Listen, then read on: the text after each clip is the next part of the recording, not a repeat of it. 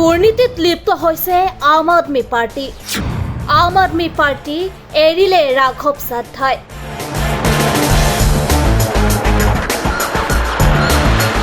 শীঘ্ৰেই যোগ দিব বিজেপিত।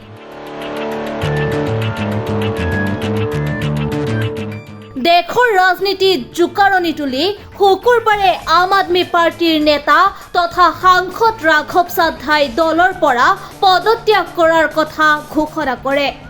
আম আদমি পাৰ্টিৰ ৰাজ্যসভাৰ সাংসদ ৰাঘৱ সাদ্ধাৰ দল ত্যাগত দেশৰ ৰাজনীতিত এতিয়া তীব্ৰ প্ৰতিক্ৰিয়াৰ সৃষ্টি হৈছে।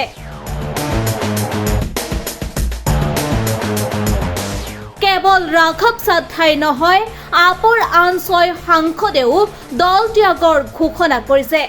ৰাজ্যসভাৰ সাংসদগৰাকীয়ে অচিৰেই ভাৰতীয় জনতা পাৰ্টিত যোগদান কৰিব বুলিও সদৰি কৰে।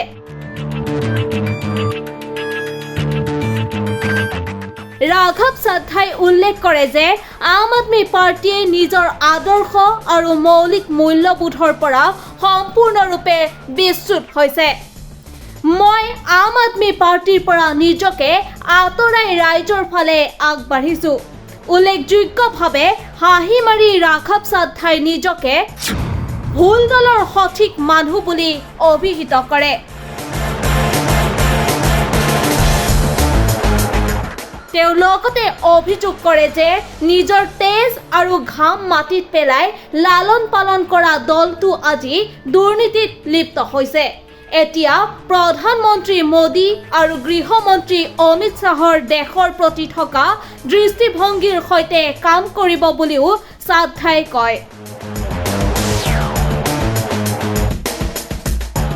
News desk report, ৰিপাব্লিকেনি।